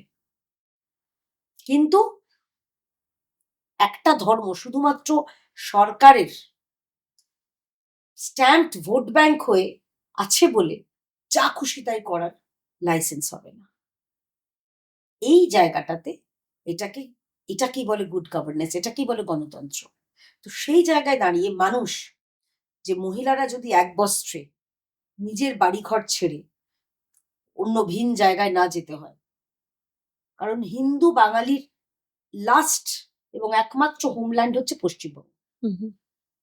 তা না হলে আমি তোমাকে বলছি, পশ্চিমবঙ্গের মানুষ অন্তত জেনে গেছেন যে তারা ভোট দেবেন হয় পশ্চিমবঙ্গকে বাঁচানোর জন্য, না পশ্চিমবঙ্গকে পশ্চিম বাংলাদেশ করার জন্য। চয়েসটা তাদের হাতে, কিন্তু মানুষ চয়েসটা করে নিয়েছেন। এবং সেই কারণেই আমি বলছি ভারতীয় জনতা পার্টির জয় অবশ্যম্ভাবী। আচ্ছা, এবারে শহর ও গ্রামের ভোটারদের ভাবনা কি আলাদা দেখতে পাচ্ছ, না সব একই দেখতে পাচ্ছ? দেখো, একটা জায়গায় অস্বীকার করব না, খানিকটা হলো তফাৎ থাকে বাই নেচার। যারা হুম, হুম। শহুরে ভোটার, তারা শহুরে যা চিন্তা ভাবনা সেগুলো থেকে তারা ভোট দেন। তারা ওই নিশ্চয়ই তারা ১,৫০০ টাকার লক্ষ্মীর ভান্ডার বা ৩,০০০ টাকার অন্নপূর্ণা ভান্ডারের মুখাপেক্ষী নন। তারা তাদের মতন করে ভোট দেন। শহুরে মানুষ তারা জানেন যে তারা ভোট যখন দেবেন, তারা ফর ডেভেলপমেন্ট ভোটটা দেবেন। আমার উন্নয়ন কথাটা পশ্চিমবঙ্গে বাংলাতে বলতে ভয় লাগে আর কি। মানে উন্নয়নের যা ছিরি দেখেছি, উন্নয়ন কথাটা ভয় লাগে, কিন্তু হ্যাঁ, তারা সার্বিক পশ্চিমবঙ্গকে এগিয়ে নিয়ে যাওয়ার জন্য ভোট দেবেন। এবং তোমার চ্যানেলের মাধ্যমে আমি সমস্ত দর্শককে হাত জোড় করে অনুরোধ করতে চাই যে ভোটটা দিন, যাকে ইচ্ছা ভোট দিন, আপনার যে কোনো রাজনৈতিক দলকে ভোট দিন, ভোটটা দেবেন, নিজের গণতান্ত্রিক অধিকারটা প্রয়োগ করবেন। তাহলে কিন্তু পরে আপনি কমপ্লেন করবেন না যে এটা তো হলো না, ওটা হলো না। আর নিজের মানে গণতান্ত্রিক অধিকারটা প্রয়োগ করুন, যাকে ইচ্ছা দিন। সেটা এনশিওর করবে আশা করছি নির্বাচন কমিশন। পরবর্তী প্রসঙ্গে যদি তুমি আসো আমি নিশ্চয়ই বলবো সেটা। এবং গ্রামের মানুষদের, দেখো গ্রামের মেয়েদের কাছে তো অস্বীকার করার জায়গা নেই, তাদের হাতে টাকা খুব প্রয়োজন, হুম, হুম। কিছু টাকা। আমাদের কাছে হয়তো যারা শহরে আছে আমাদের কাছে ওই কটা টাকা মনে হতো ওটা কটা টাকা, গ্রামের মানুষের কাছে অস্বীকার করার জায়গা নেই। সেই জায়গায় দাঁড়িয়ে তারা যদি জানেন যে আমাদের কাছে যা পাচ্ছি তার দ্বিগুণ পাবো, আমার স্বামীরা চাকরি পাবেন, যারা কৃষক, আচ্ছা কৃষকদের নিয়ে একটা ছোট্ট কথা বলছি, হুম, হুম। মিথ্যা কিরকম হুম। মানে ছড়ানো হয়। প্রধানমন্ত্রী কৃষক সম্মান নিধি তিনি শুরু করেছিলেন খুব ভুল না করলে ২০১৭ সালে, ১৬ বা ১৭ সালে। পশ্চিমবঙ্গ থেকে বারবার তালিকা চাওয়া হয়েছে যে কৃষকদের তালিকা দিন যাদের অ্যাকাউন্টে টাকা ঢুকবে। প্রথম ৩ বছর ২ বছর টালবাহানা করা হলো, মানে 19 পর্যন্ত টালবাহানা করা হলো যে দিলে আরে মানুষ যদি আবার মোদিকে ভোট দিয়ে দেয়, হলো না। 18টাই সাংসদ আমরা পেয়েছিলাম। 20 সালে খুব সম্ভবত কৃষক সম্মান নিধির হাফ লিস্ট দেওয়া হলো। মানে পশ্চিমবঙ্গের অর্ধেক কৃষক যাতে তাদের তালিকা দেওয়া হলো, কোনো রকমে হয় না ওই বাঁ হাতে ছুঁড়ে দিচ্ছে ওরকম টাইপের। এখনো পর্যন্ত পুরো লিস্ট রাজ্য সরকার দেয়নি যে আমার পশ্চিমবঙ্গে কত কৃষক, হয় তারা জানে না বা দেবে না। মমতা ব্যানার্জি মুখে বলেন কৃষকদের কথা, জয় কৃষক, কৃষক ভান্ডার, এসব মুখে কিছু ভান্ডার না, ভান্ডার ফাঁকা করে দিয়েছেন। গতকালও একজন আলু চাষি আত্মহত্যা করেছে। এই নিয়ে মানে 5 জন আলু চাষি আত্মহত্যা করেছে। একবারও শুনেছ কৃষক দরদি মুখ্যমন্ত্রী একটা মন্তব্য করতে? তো যাই হোক, কৃষকের জন্য এবং কৃষকদের কথাতে আরেকটা তথ্য বলে রাখি, তুমি বললে হুম, তথ্য হুম। বলি। খোলা বাজারে বা তুমি আন্তর্জাতিক বাজারে ভারতীয় মূল্যে ইউরিয়া তো হুম, সার হুম। তুমি জানো, 2000 টাকা করে প্রতি বস্তা সেটার দাম। কেন্দ্রীয় সরকার ক্যাপিং করে দিয়েছে, ভর্তুকি দিয়ে সেই ইউরিয়ার দাম হচ্ছে প্রতি বস্তা 200 টাকা। আচ্ছা। মানে প্রতি বস্তা 1800 টাকা ভর্তুকি দেয় কেন্দ্রীয় সরকার। বুঝতে পারছো? যাতে কৃষকরা তাদের যে সার যেটা ব্যবহার করতেই হবে, একদম। ইউরিয়া ছাড়া তারা হুম, হুম। চাষ করতে পারবেন না, সেটা করে। তো কৃষক দরদি কে তাহলে বলো? তো গ্রামের মেয়েদের কাছে নিশ্চয়ই এই বার্তাগুলো আমরাও পৌঁছবো এবং কোথাও মেয়েদের যে সুরক্ষা, সেই জায়গাটা তারাও বুঝতে পারছে যে আমার বাচ্চা, আমার সন্তান, আমার ছেলে হোক বা মেয়ে হোক, তাদের ভবিষ্যতের জন্য কোন সরকার আচ্ছা। পাশে দাঁড়াচ্ছে। আচ্ছা, গত নির্বাচনে মহিলা ভোটারদের একটা বড় ভূমিকা আমরা দেখতে পেয়েছি। ঠিক। এবারে যখন বিভিন্ন জায়গায় যাচ্ছ, তখন কি মনে হচ্ছে? কি ফিল করছো? এবারেও কি তারা আরো বেশি করে মানে একটা জায়গায় আসতে চলেছেন? বা তাদের থেকে তোমরা আশা করতে পারছো যে তারা তোমাদের সঙ্গে রয়েছেন? দেখো, পশ্চিমবঙ্গে প্রায় 50% মহিলা ভোটার, প্রায় 50%। তাই মহিলাদের আহ, জন্য যারা বলেন অর্ধেক আকাশ, হুম। আমি তো বলবো পুরো আকাশটাই আমাদের। অর্ধেক ফর্ধেকে আমরা খুশি নই, কিন্তু ভোটের আকাশে মহিলারা অর্ধেক আছেন এবং তাদের কাছে মহিলা কেন্দ্রিক যে প্রকল্পগুলো, হুম, হুম। যেমন প্রধানমন্ত্রীর একটা প্রকল্প হচ্ছে মাতৃবন্দনা যোজনা। যারা গর্ভবতী মা, অন্তঃসত্ত্বা মা, তাদেরকে 3টে কিস্তিতে টাকা দেওয়া হয় যাতে তারা কিছু পুষ্টিকর খাবার খেতে পারেন, হুম, হুম। যাতে তাদের চিকিৎসা তো মানে ধরে নেওয়া হচ্ছে পশ্চিমবঙ্গে আয়ুষ্মান নেই, কিন্তু অন্যান্য রাজ্যে যেগুলো আছে। তো সেই জায়গায় দাঁড়িয়ে মাতৃবন্দনা যোজনা অর্ধেক তুমি জিজ্ঞেস করো ওখানে হয় না। ঠিক। 5,000 টাকা, 2,000, 2,000 এবং 1,000 দেওয়া হয়। রাজ্য কেন্দ্রীয় সরকারের যে প্রকল্প হচ্ছে ইন্দ্রধনুষ প্রকল্প, এটা হচ্ছে টিকাকরণ, বাচ্চাদের টিকাকরণ। হুম, হুম। এটা ইউনাইটেড নেশনস পর্যন্ত প্রশংসা করেছে। ইন্দ্রধনুষ প্রকল্পের অধীনে যে বাচ্চাগুলি টিকাকরণ হয়, আমাদের বাংলারও যে বাচ্চাগুলো, তাদের সব ওই প্রকল্পের অধীনেই। সরকারি হাসপাতালে তাদের একটি টাকাও খরচ করতে হয় না এবং তাদের ভয়ঙ্কর ভয়ঙ্কর সব রোগ, যেগুলো পোলিও বলো, টিবি বলো, ডিপথেরিয়া বলো, সে বিভিন্ন রকমের হুম, রোগের হুম। পুরো যে একদম ওই ইন্দ্রধনুষই বটে, রামধনুর মতন যে তাদের নিরাপত্তার একটা বলয়, হুম, সেটাও কেন্দ্রীয় সরকার এনশিওর করেছে। হুম, হুম। তো এই জায়গায় দাঁড়িয়ে এবং মহিলাদের জন্য যেটা তোমাকে বলেছি যে মাননীয় প্রধানমন্ত্রীর স্বপ্ন হচ্ছে ওই লাখপতি দিদি, মেয়েরা লাখপতি হবে, হুম। নিজেরা কাজ করবে।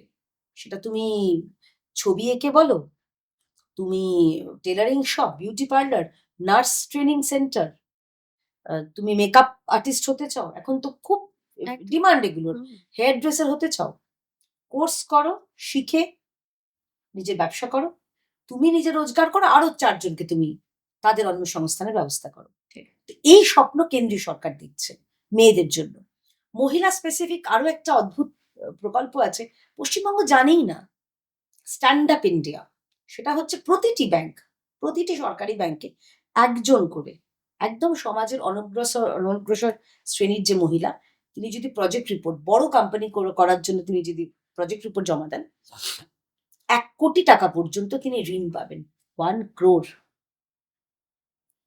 এবং সেই ঋণে তিনি ব্যবসা করবেন, শুরু করবেন এবং পরবর্তীকালে খুব সহজ কিস্তিতে সেটা শোধ করবেন। আমরা এগুলো জানতেই পারি না। একদম। আচ্ছা, পশ্চিমবঙ্গে বিশ্বকর্মা যোজনা বলে একটা যোজনা, যেটা স্কিল্ড লেবারদের জন্য। সেটা মানে TV repair, computer repair, phone repair, AC repair, এখন যেগুলো ইলেকট্রিক্যাল গ্যাজেট যেগুলো, হুম। সেগুলো রিপেয়ারের, ফ্রিজ, একটা কোর্স। সেই কোর্সের চলাকালীন তুমি একটা স্টাইপেন্ড পাবে এবং তারপরে তোমার জন্য একটা তুমি সার্টিফিকেট পাবে এবং তোমার কাজটাকে পেয়ে যাবে তুমি যে কোনো ওই জায়গায়। বোধহয় কিছুদিন তোমাকে ইন্টার্নশিপও করাবে না কেন্দ্রীয় সরকার। সেটা আসতে দেওয়া হয়নি। হাজার হাজার ফর্ম ফিল আপ হয়েছে পশ্চিমবঙ্গে, মমতা ব্যানার্জি আসতে দেননি। এগুলো বাংলার মেয়েরাও দেখছে যে আমার ছেলেটা এই যে এটা করতে পারতো। একটা যিনি টিভি মেকানিক বা ফ্রিজ মেকানিক, রোজগার কত জানো? বিশাল তাদের রোজগার। তো সেখানে দাঁড়িয়ে করতে দিচ্ছে না, দেবে না করতে। তো পশ্চিমবঙ্গে বিজেপি এলে এগুলো করবে। তো দিদিদের বলছি, আপনি নিজে আপনার অন্নপূর্ণা যোজনার মাধ্যমে ভাতাও পাবেন, আপনার পরিবারের ভাতের সংস্থানও হচ্ছে এবং আপনার ছেলে মেয়ে বলুন, আপনার বাড়ির যিনি কর্তা রয়েছেন, তাঁরও চাকরি এবং নিশ্চিত ভবিষ্যতের বন্দোবস্ত করবে বিজেপি। কিরকম ভাইবস বুঝতে পারছো এবারে মহিলাদের বিভিন্ন জায়গায় যখন যাচ্ছ তোমরা? মহিলারা আসছেন, মহিলারা না কোথাও একটা তাদের, খুব ফ্র্যাঙ্কলি বলছি, সবকিছুর ঊর্ধ্বে আমরা মেয়েরা নিজেদের নিরাপত্তাটা আগে আমার মনে হয় হুম, হুম। ইম্পর্টেন্ট। তো হিজাব, মানে ভবিষ্যতে হিজাব পরবে না সিঁদুরের টিপ, হাতে শাঁখা পলা এগুলো পরে থাকবে, সেই সিদ্ধান্ত মহিলাদের নিতে হবে। এটা আমি খুব প্র্যাকটিক্যাল ফ্যাক্ট বলছি তোমাকে, একদম খুব প্র্যাকটিক্যাল জায়গা থেকে বলছি। সেই সিদ্ধান্ত বাংলার মাদের নিতে হবে যে দুর্গাপুজোয় আমরা ঠাকুর দেখবো, পুজো করব, ষষ্ঠীর দিন উপোস করব, অষ্টমীতে অঞ্জলি দেব, সেটা করব, নাকি এরকম চলে 10 বছর বাদে আমাদের গাজওয়াই হিন্দের পাল্লায় পড়ে ফিরহাদ হাকিমের স্বপ্ন পূরণ করে উর্দু ভাষা বলে হিজাব পরে ঈদ পালন করতে হবে? চয়েসটা মহিলাদের। আচ্ছা, এই বাংলার যারা তরুণ ভোটার তাদের জন্য তোমাদের কি বার্তা এবারে? গতকাল একটা খুব ভিডিও ভাইরাল হয়েছে সুজাতা, হুম, হুম। সিনেমা একটা খুব খুব জনপ্রিয় একটা সিনেমা, ধুরন্ধর 2। হুম, তো একজন পোস্ট করেছে, আহ, এটা কলকাতারই কোনো একটা হল, আমি নামটা বলছি না, হুম, হুম। খুব পপুলার একটা জনপ্রিয় হলের বাইরে বাচ্চা ছেলে মেয়ে কলেজ টলেজ থেকে বেরিয়েছে, তারা সব বলছে মোদি মোদি মোদি আছে বলে এটা হয়েছে। এখনকার যারা ইউথ, যুবা পিঢ়ি, যুবা সম্প্রদায়, তারা কিন্তু নিজেদের ভবিষ্যৎটা খুব ভালো করে জানে। খুব, তুমি দেখবে ওদের চিন্তা ভাবনা আমার খুব ভালো লাগে। হুম, হুম। আমার বন্ধুর বাচ্চারা যারা, তাদের সঙ্গে আমি গল্প করি, কারণ তাদের চিন্তা ভাবনাটা বোঝার জন্য। তারা খুব, ভিশনটা তাদের একদম স্পষ্ট, যে আমাদের এগুলো চাই। এগুলো দিতে পারবে বিজেপি সরকার এবং সেটা ওরা জানে। তুমি দেখবে মাননীয় প্রধানমন্ত্রী মোদীজির জনপ্রিয়তাটা যুবাদের মধ্যে, সম্প্রদায়ের মধ্যে মারাত্মক। তাদের একদম। তুমি কিন্তু তুমি কোনো ধর্মীয় এতে করতে ঠিক। পারবে না, তারা প্রো ডেভেলপমেন্ট। হুম, হুম। তাদেরকে তুমি তো বলতে পারবে না, তাদের তুমি হিজাব বলো বা রামচরিত মানুষ বলো, তাদের এগুলোতে না, তারা হচ্ছে ফোকাসড। ফোকাসড। আমাদের চাকরি চাই, আমাদের ভবিষ্যৎ চাই, কারণ সে কারণেই। আচ্ছা, আরো 2-3টে বলছি, এখনকার বাচ্চাদের জিকেটাও খুব স্ট্রং। হুম, যখন কোভিড হলো, কোভিডের সময় পাকিস্তান হাল ছেড়ে দিয়েছে তাদের ইউনানে যারা এখানে যারা আটকে ছিলেন, উহান উহান, ওখান থেকে এয়ারলিফট করে কারা নিয়ে এলো? নরেন্দ্র মোদী। আচ্ছা, রাশিয়ান ইউক্রেনের যুদ্ধ হচ্ছে, প্রধানমন্ত্রী যখন গেলেন, রাশিয়ার যুদ্ধ বন্ধ, মানে বোমাবাজি বন্ধ। ইউক্রেনে যখন গেলেন, রাশিয়া বললো না আমরা এখন বোমা ফেলবো না, তোমরা এখন 2-3 দিন তোমরা ছুটি করো। দুটো যুদ্ধরত দেশে কে গেল? নরেন্দ্র মোদী। এবং আমেরিকা, অপারেশন সিঁদুরের পরে আমেরিকার তো লম্পজম্প, বললো তোমাদের এত ট্যাক্স করছি। ভারত নিজেদের মতন কাজ করেছে, রাশিয়া থেকে তেল কিনে গেছে। আজকে আমরা যে তেলটা পাচ্ছি, বাংলাদেশে যে মুহূর্তে এখন দাঁড়িয়ে তেলের উপর রেশনিং ব্ল্যাক আউট করা হচ্ছে, পাকিস্তান বলছি না আমি, সেখানে দাঁড়িয়ে আমরা নিজেদের যে তেলের দাম সেটা পাচ্ছি, প্রিমিয়াম যারা কিনবেন তাদেরটা আলাদা, তাদের যাদের দামি গাড়ি দ্বারা, কিন্তু সাধারণ মধ্যবিত্ত যারা রয়েছে তাদেরটা এক দামে তারা তেল দিচ্ছে। সুতরাং এই যে প্যানিক একটা সৃষ্টি করা, এটা যে মিথ্যে, এটা যে ফেক প্রচার, এটা এখনকার ইউথ জানে, কারণ তাদের হাতে ফোন আছে। আমি তোমাকে আগে বললাম গুগল, ওরা তো ফট ফট করে দেখে নিতে পারে, আমাদের দেখিয়ে দেবে। না, আমি যদি তোমাকে মিথ্যে বলি, তোমার কাছে বোধহয় সঙ্গে সঙ্গে কমেন্ট চলে আসবে। একদম। এখনকার যারা ইউথ, আমার তাদের উপর খুব ভরসা। তাদের ঝকঝকে চিন্তাভাবনা। তারা জানে যে মোদি হয়তো মুমকিন হ্যায়। এবং আমার আমার একজন আইডল এই পার্টিতে, তিনি নেই, মাননীয় স্বর্গত সুষমা স্বরাজ। তো আমার মনে আছে একটা কথা, যখন আমি একটু ইমোশনাল হয়ে যাচ্ছি ওনার কথা বলতে। সেই সময় তো বোধহয় ওই আ মধ্যপ্রাচ্যে কোনো যুদ্ধ হচ্ছে বা কিছু। আটকে গেছিল মানুষ। তো তখন আ একজন লিখেছিলেন টুইটারে, তখন টুইটার ছিল, যে আমি এরকম আটকে আছি, আমাকে তুলে নেওয়ার বন্দোবস্ত করুন। সুষমা স্বরাজ উত্তর দিয়েছিলেন, তুমি পৃথিবীর যেকোনো প্রান্তেই থাকো, তোমার নিরাপত্তার দায়িত্ব আমাদের, ভারতের। এবং তাকে নিয়ে আসা হয়েছে। একদম। এটা তো যুব সম্প্রদায় দেখতে পাচ্ছে, জানে। তারা জানে যে ভারত সরকার সর্বদা যেকোনো প্রান্তেই থাকুক না কেন, তোমাদের পাশে দাঁড়িয়ে থাকে। আচ্ছা, আ ওই ইউক্রেন যুদ্ধের সময় তোমার মনে আছে ঘটনা? বাচ্চাগুলো যারা মেডিকেল পড়তে গেছিল, হুম, তারা হুম, বলছে আমরা হুম, বাসে আসছি, হুম। আ জি ওই আমাদের তিরঙ্গাটা আছে বলে কেউ কিছু করছে না। সবাই প্র্যাকটিক্যালি মাথা নুইয়ে করছে যে ভারতে। এটা তো ভারতীয় হিসেবে গর্ববোধ করতে হবে। তো এখনকার যুব সম্প্রদায় মারাত্মক, তারা আ প্রো মোদি। একদমই। আচ্ছা, আজকের দিনে নির্বাচনে আ সোশ্যাল মিডিয়ার ভূমিকা কতটা গুরুত্বপূর্ণ? মারাত্মক। সোশ্যাল মিডিয়া এমন একটা শক্তিশালী আ কি বলবো? অস্ত্র বলবো? না, অস্ত্র বলবো না। শক্তিশালী মাধ্যম, যেটায় উম ওই দুধ কা দুধ, পানি কা পানি হয়ে যায়। ঠিক। মানে ধরো, আমি তোমাকে বলে দিলাম, আমরা ওখানে ওরকম করেছি, আমরা ওরকম করেছি, এরকম করেছি। ১ সেকেন্ড লাগবে না তোমার এই কথাটাকে বা আমার এই দাবিটাকে নস্যাৎ করে দিতে। এবং সেটা সোশ্যাল মিডিয়াতেই হবে। সোশ্যাল মিডিয়া মানুষের মনে প্রভাবিত করে আমি বলব না, মিথ্যে বলব হুম, এটা। হুম। কারণ প্রভাবিত করবে তোমার কাজ। দিনের শেষে তোমার কাজ ম্যাটার করে। সোশ্যাল মিডিয়া একটা বায়বীয় জগৎ। শক্তিশালী, অত্যন্ত শক্তিশালী। একটা মানুষকে ভালো করে জানার জন্য। একটা মানুষের চিন্তাভাবনা বোঝার জন্য। এটা নিশ্চয়ই। কিন্তু এবং তুমি তোমার কি কাজ করেছো তোমার মনের কথা বলার জন্য। যেরকম তুমি আমাকে কায়দা করে আমার অনেক মনের কথা জেনে নিচ্ছ বলার জন্য। নিশ্চয়ই শক্তিশালী। এবং এখনকার যারা এই যে আমি এই যে তোমাকে যে সিনেমাটার কথা বললাম 'ধুরন্ধর পার্ট 2', সেই এখনকার যে বাচ্চা ছেলেদের বা মানুষের যে ফিডব্যাকটা পায়, সেটা তো সোশ্যাল মিডিয়ার সোশ্যাল মিডিয়া মাধ্যমে। থেকে। ট্রু। আ তুমি খুব ভালো কাজ করছো, সেটাও তো আমি জেনেছি সোশ্যাল মিডিয়ার মাধ্যমে। বা আমি যে কথা বলি, টুকটাক যা বলি তীক্ষ্ণভাবে বা ঝগড়ুটে আমাকে অনেকে বলে, সেটা তো সোশ্যাল মিডিয়ার মাধ্যমেই প্রচারিত হয়েছে। সোশ্যাল মিডিয়ার ভূমিকা মারাত্মক। সোশ্যাল মিডিয়াকে ভালোভাবে ব্যবহার করতে হবে। কারণ প্রচুর ফেক নিউজ বেরোয়। হুম, এটাই আমি জিজ্ঞেস করছিলাম। মারাত্মক ফেক নিউজ। এবং সোশ্যাল মিডিয়ার যে আরেকটা খুব খারাপ, যেটা আমি তোমাকে বললাম, এআই, ফেক মর্ফ ছবি, একটা মানুষের আ যে তার যে কি বলবো, আ চরিত্র কথাটা আমার মনে হয় খুব হার্ড হবে। চরিত্র অত সহজে হনন করা যায় না। কিন্তু হ্যাঁ, একটা টার্নিশ করে দেওয়া যায়। কিছু মানুষ তো পৈশাচিক আনন্দ পায় এগুলোতে না? তোমার সঙ্গে ৩-৪ জনকে, বিশেষ করে আমরা মেয়েরা, হুম। আমরা মেয়েরা তো বরাবর সফট টার্গেটস। চরিত্রকে সবার আগে ওর চরিত্র খারাপ। দেখ ওই একটা ছবি, বা তুমি তাকে চেনোও না হয়তো। তাকে তার সঙ্গে তোমাকে লিঙ্ক করে দিল। বা তোমার একটা ছবিকে মর্ফ করে খুব কুৎসিত নোংরা পোস্ট করে দিল। এবং যারা করে আমি বলব তারা মানসিকভাবে বিকারগ্রস্ত। ঐশাচিক আনন্দ পায়। তুমি দেখবে, তুমি সোশ্যাল মিডিয়ায় একটা ধরো পোস্ট করলে।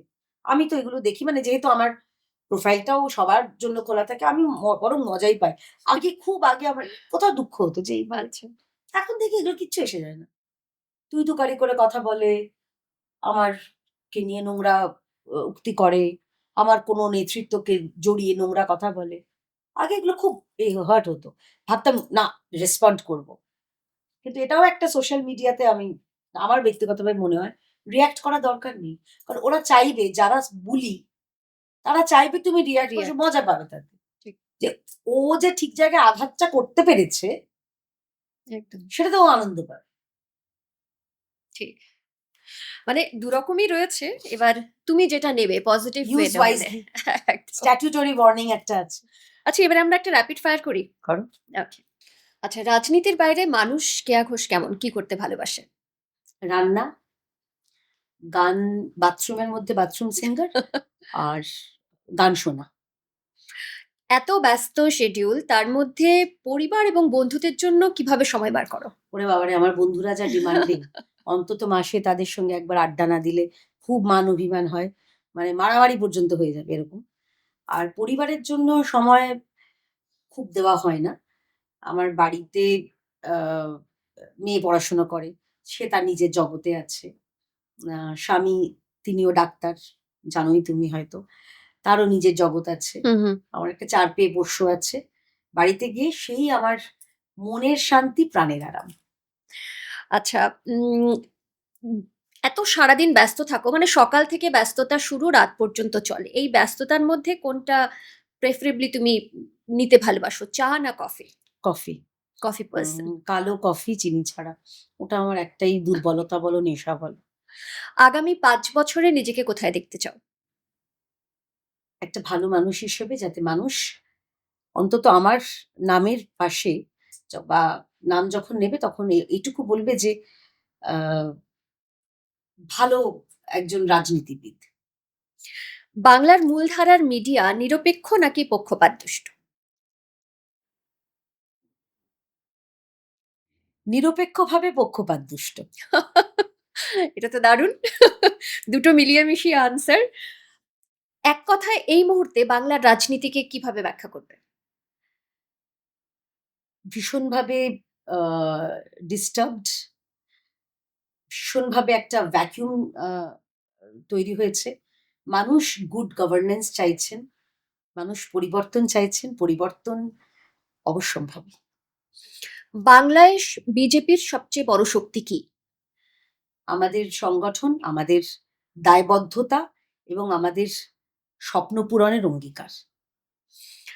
অন্য দলের এমন একজন নেতা যাকে তুমি সম্মান করো? আহ, অনেকেই ছিলেন, তাদের মধ্যে একজন নেই, ইন্দিরা গান্ধী। তার মহিলা হিসেবে তার যে দৃঢ়তা, তার স্টাইল, সেটাকে ভালো লাগতো। এখনকার মধ্যে আমি না নরেন্দ্র মোদীর আহ, ভক্তই বলতে পারো। ওনার যা ক্যারিজমা অসাধারণ। এবং আরো একজন আমার দলের মধ্যে ভালো লাগতো, আরো ২ ৩ জন আছেন। তাদের মধ্যে সুষমা স্বরাজ, অরুণ জেটলি, প্রমোদ মহাজন। এই ৩ জনের বাগ্মিতা এবং ৩ জনের ওই অসাধারণ ব্যক্তিত্ব আমাকে ভীষণভাবে আকর্ষিত করেছিল। আচ্ছা, আমি যদি ৩ জনের কথা বলি, তার মধ্যে তোমার পছন্দের কাকে বাছবে? শুভেন্দু অধিকারী, সুকান্ত মজুমদার, শ্রমিক ভট্টাচার্য। ৩ জন, তুমি আমাকে যদি একটা বলো একটা অসাধারণ মাছের প্রিপারেশন ভার্সেস বললে আমাকে বিরিয়ানি, বা ধরো ইলিশ মাছ বিরিয়ানি, নাকি মিষ্টি দই বা নতুন গুড়ের রসমালাই, তিনটের তো তিনটে আলাদা ফ্লেভার। হুম। তিনটের মধ্যে আমার তো তিনটেই প্রিয়, কোনটা ছেড়ে কোনটা বাঁচবো। সেরকম শুভেন্দু তার স্টাইল নিজের মতন, সুকান্ত মজুমদারের স্টাইল তার নিজের মতন, তিনি অধ্যাপক, অসাধারণ বাগ্মী। আর শ্রমিক দা আমাদের রাজ্য সভাপতি আজকে হয়েছেন, কিন্তু তাকে দেখে তো, তার কথা শুনেই তো বড় হয়েছে। মানে বিজেপি কি যখন জানতাম না তখন থেকে ওই লোকটাকে আমরা দেখেছি টিভিতে। তো ৩ জনে ৩টে আলাদা স্টাইল, কিন্তু আমি বলবো ওই ৩S নিয়ে যে স্ট্রেংথটা, সেটা আমার স্ট্রেংথ। ওয়াও! বাংলা তোমার কাছে ব্যক্তিগতভাবে কি অর্থ বহন করে? বাংলা ভাষা নাকি পশ্চিমবঙ্গ? দুটোই। বাংলা ভাষা আমার সব থেকে মিষ্টি ভাষা। কেউ বলে ফ্রেঞ্চ, কেউ বলে স্প্যানিশ, কেউ বলে হ্যান ত্যান।